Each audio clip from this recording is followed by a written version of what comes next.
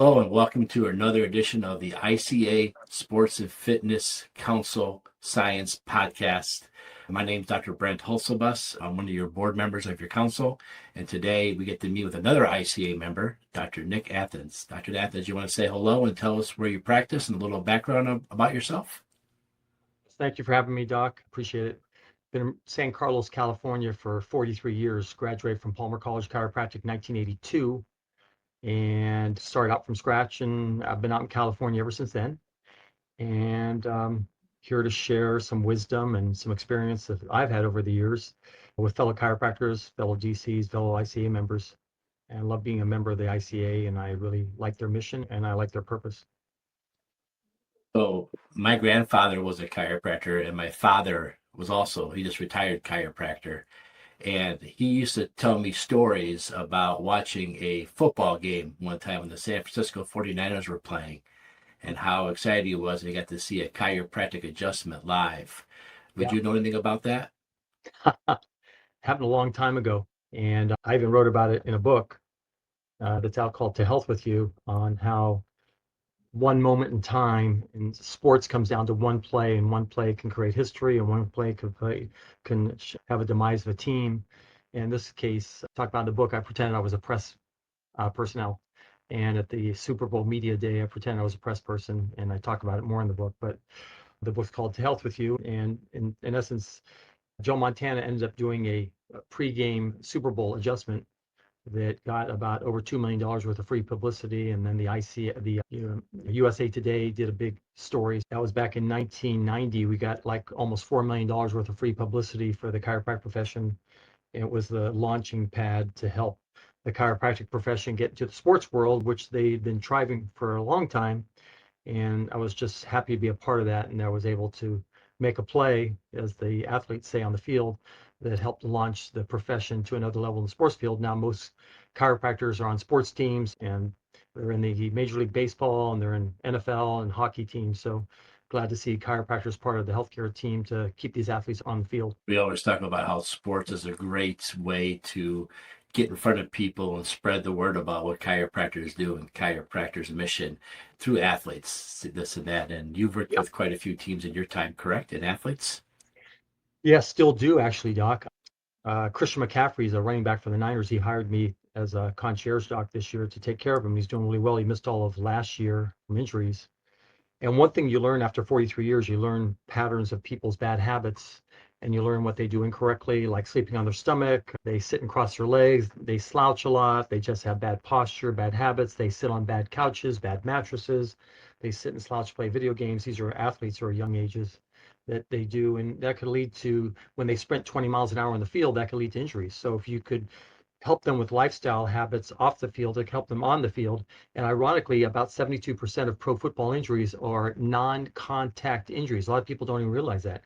So people who pull their groins and hamstrings and calves and Achilles and all that, really no one really touched them. So the question is, how are these athletes getting hurt without getting touched? So what are they doing off the field that create injuries on the field? And nobody really looks at that. And if that's the case, you could actually cut down an injury to 28% by just playing football. So he's a perfect example because we took his bad habits, we corrected them. He already stays fit. All professional athletes are strong. I've never met a weak professional athlete. They just have bad habits off the field that nobody guided them in the right direction to realize that these could lead to injuries. And that's where a chiropractor come in and be a part of that program to help them go in the right direction. And he's a perfect example because now he's still doing really well. He's the only actually person doing well in the offense. And hopefully he wins the Comeback Player of the Year award, and he wins a big award, which would show how chiropractic turned his whole career around, and fixing his lifestyle can add to that also, and giving him that guidance. So the chiropractic profession can help people, these athletes, physically and mentally, and it keeps them on the field more than anything else I've seen. So as long as they're proactive with it, and he gets adjusted twice a week to keep his body in the field. And these are if athletes want to stay on the field, they should use chiropractic as part of their game plan to keep them there. A lot of chiropractors are on sports teams, but sometimes these athletes want more of a concierge service to make sure that they have their own team taking care of them.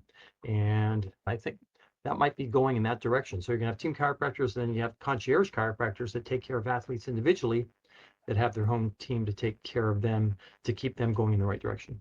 That's what I'm seeing in sports. I know I take care of AHL hockey teams as part of the NHLPA, the Players Union. And I Yep. know in the NHL level, they have the team chiropractor, but then they have allowance in their health insurance to help them get their own specialist if they want to. And a lot of that money is actually earmarked for what they would consider alternate or holistic health versus Yeah. just the medical health. And that's really cool to see that growth.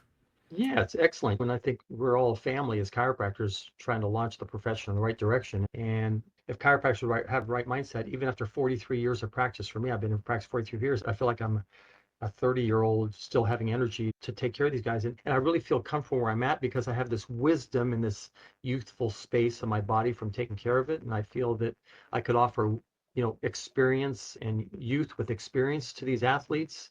And that's what they want. They want that experience that could help them guide them in the right direction, but without telling them what to do, but realizing why it's a good idea. And then they listen to that. And I don't find that resistance the way it used to be in the 80s when I was doing chiropractic, graduated in 1982. So it's been a long time, coming up on 43 years. And when I was going out, you're a quack, it's pseudoscience, it's a witch doctor, don't see the chiropractor, 8 out of 10 patients said they'd never see a chiropractor. So all this resistance, and in essence, all this resistance actually built a callus in your, not only physically, but mentally. And you realize it's like you learn to hunt and fish in the woods, and you just get good at it.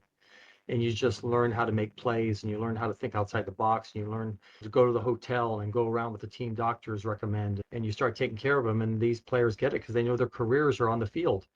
And if they don't play and make plays on the field, there'll be a statistic, and their money is from their body, and they need their body in order to perform. And it's a great way to show the world, if these athletes are performing on the field using chiropractic care, then most people can relate to that, saying, wow, it must be working if they're using chiropractic care, because their body is the essence in order to perform, and that's how they make their living.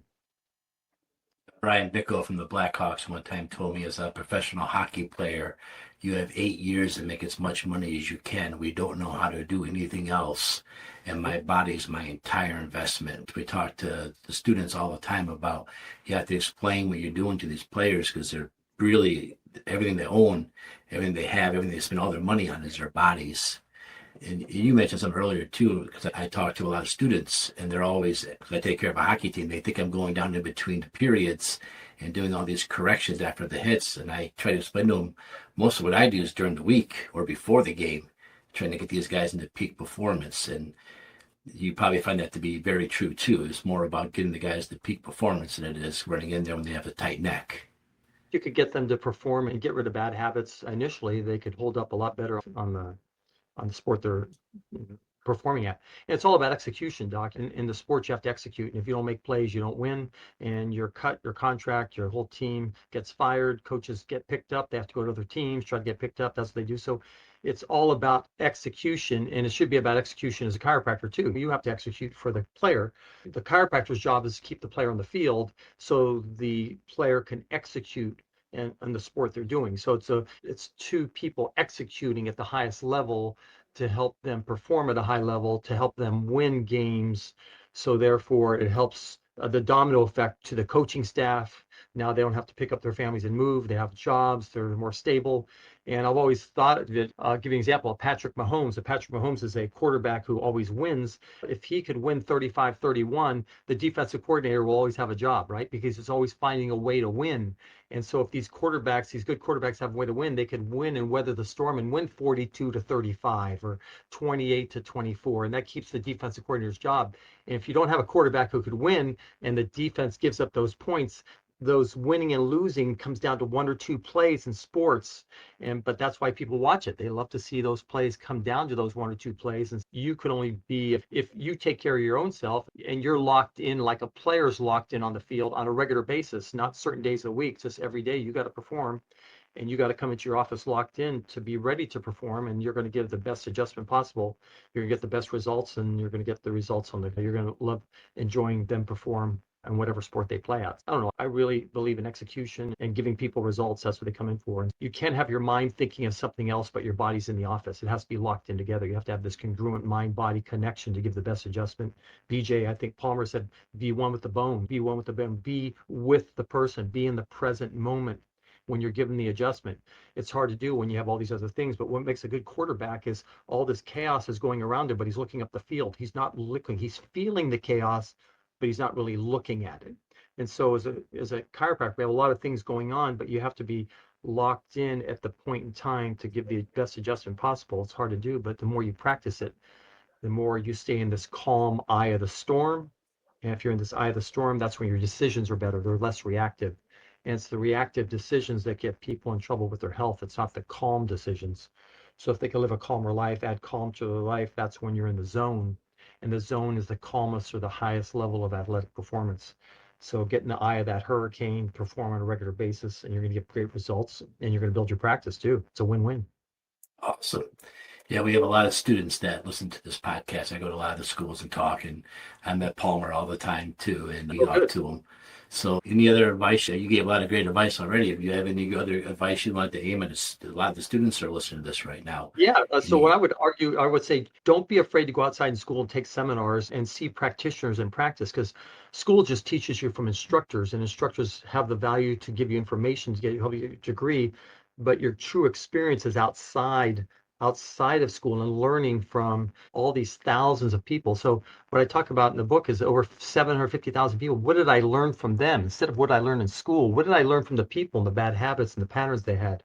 And why were they that sent them down the rabbit hole of ill health? And if you can go out and see practitioners in the field and you peer to people, I recommend students come to my office all the time. I'm happy to help them. I love helping students, so they could come and observe and see how I practice and how I talk to patients and communicate to them and how I stay locked in and how you have to be ready to perform. I start patients at 6:15 in the morning, and people go, "What time do you get up?" I said 4:30 in the morning. I'm ready to go. My circadian rhythm has been taught even to this day with 2 sets of twins.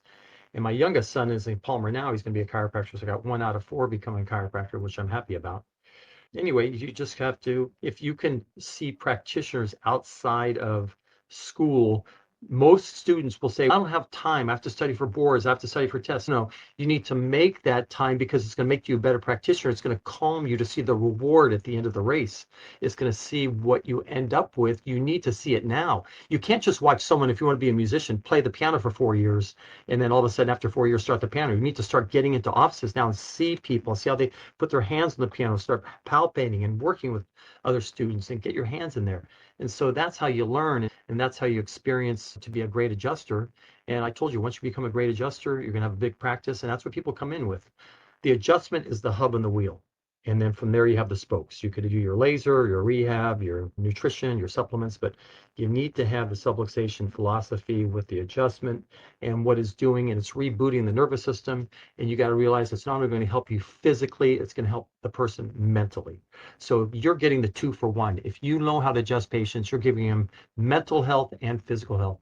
And I'm on Instagram, Doc. It's called Better From Within. And I put all these patients on Instagram on how physically helping them out, how much better they feel mood-wise. They're happier. And now as a result, they're getting along better with their spouse, their kids, their whole domino effect, their boss. So chiropractic is great, not only with the individual, but the permeation it goes into families and the workplace on how you're changing moods and helping people take their health to another level and change their health trajectory. So you're resetting them to send them on a different path forward that's the better path than they were already on. And people need the chiropractor to help them do that. It's the only profession that could help mind, body, healthcare trajectory to go in the right direction. That staff person I hired, she had moved to our community, and she worked at a chiropractic clinic before, and she immediately showed up and she saw that we were looking to add to our team. And I said, what drives you to want to work at a chiropractic clinic? She said, when they walk in first, they're having health problems, and you can see it in their face that they're not in a good place. And she said, I love watching them. She goes, usually it's about that 4th visit. Something about them changes, that in them. And she said, I just wanted to be a part of that. I want to be able to say I had a role in that, watching that person become a happy person again. And another one told me she used to work at a pharmaceutical place where she was the assistant.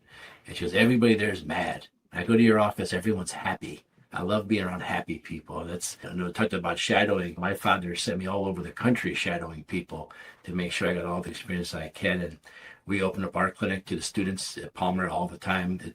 And I always feel as a chiropractor, when you have students shadowing you, you're a better chiropractor because you know they're watching every little thing you do. And you better have talking about being in the zone, you better be in the zone that day.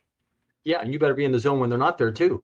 So that's one thing. Act like they're looking at you every day. So that becomes your habit. We're our own sensei in our own mind. We teach ourselves our own habits. And so create better habits in your brain, and you're going to start executing that, whatever you do. And you're going to launch the profession in the right direction. Isn't that what we all want? We want everybody to be under chiropractic care for life. And so if you want them to be under care for life and you want to adjust them, keep them healthy and get them off drugs, injections, and surgeries, you have to make plays. You have to show them that you are doing what needs to do to get them out of that rabbit hole of ill health. And one thing I want these chiropractors to realize is once people go to a chiropractor and it doesn't work out, you've represented the profession. Typically, people will go to a bad doctor and then they'll find another doctor. They'll go to another doctor. They'll go to 4 or 5 MDs, realizing that MD, they have to find another MD. Typically, in our profession, you're representing the profession. So you get that one chance to see them. And if, oh, I tried chiropractic care, it didn't work.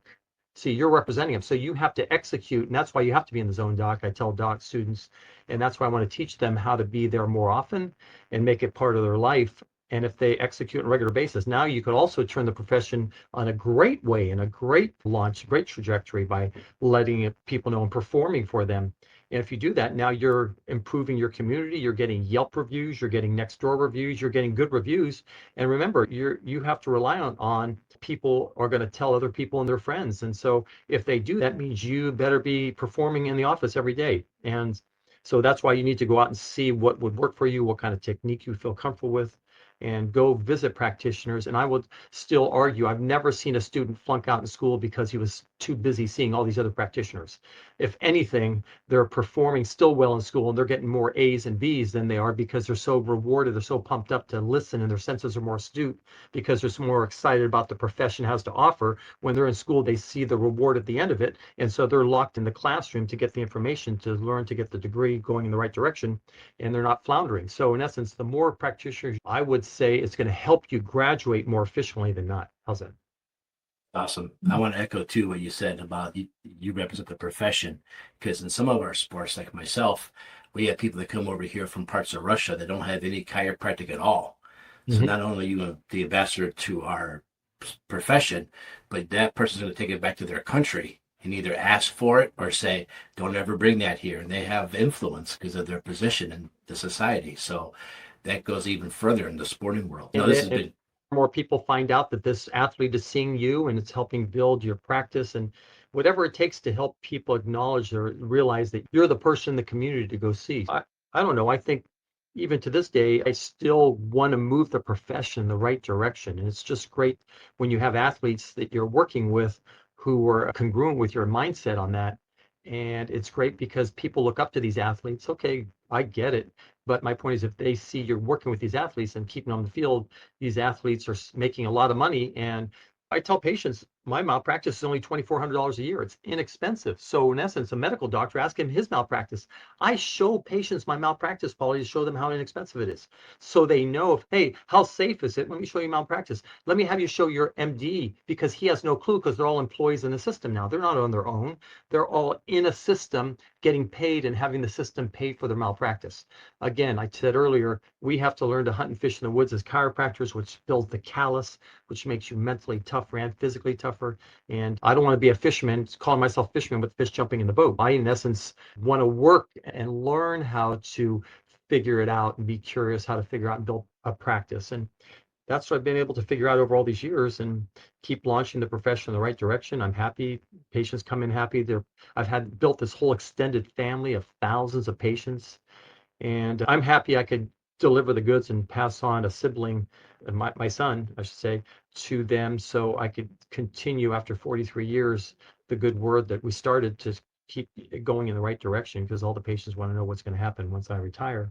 And I want to launch and go teach students. I want to go teach at these levels and talk about the book and get the word out about working with athletes and concierge doctor with athletes, and go on podcasts and just keep helping the profession. Someone said, Doc, why don't you reinvent yourself? And I said, you're right. I got to reinvent myself. I wanted to write a book. I wanted to show how chiropractic would be part of that journey. And we did I don't know, in the March issue of the American Chiropractor, I went on there with Joe Montana, which was Oh, cool. yeah. Oh, So yeah. he's been a big promoter of the profession. And then you get these athletes and people acknowledge, say, wow, if it's good enough for that person, it's good enough for me. They don't need to see the science behind it. We're all about science. Science to me is great, but it's not as accurate as it turned out to be. And I've built my own scientific study by thousands of people. Put it this way, I wouldn't have adjusted over 750,000 people if science was accurate. If the system was as good as they were, I'd be out of business. So I wouldn't have attracted 27,000, over 27,000 new patients if the system was that good. I'd be out of business. So remember, 8 out of 10 people I told you early in my career would not see a chiropractor. So how did I get them to come in when you met all the resistance where the doctor would say when they were taking 12 to 15 pills, don't see the chiropractor. I would let you know if you need to see the chiropractor. You build this resistance and then you prove the system wrong. And then, doc, you profit off the system. You profit and you make income off a system that says you're a quack.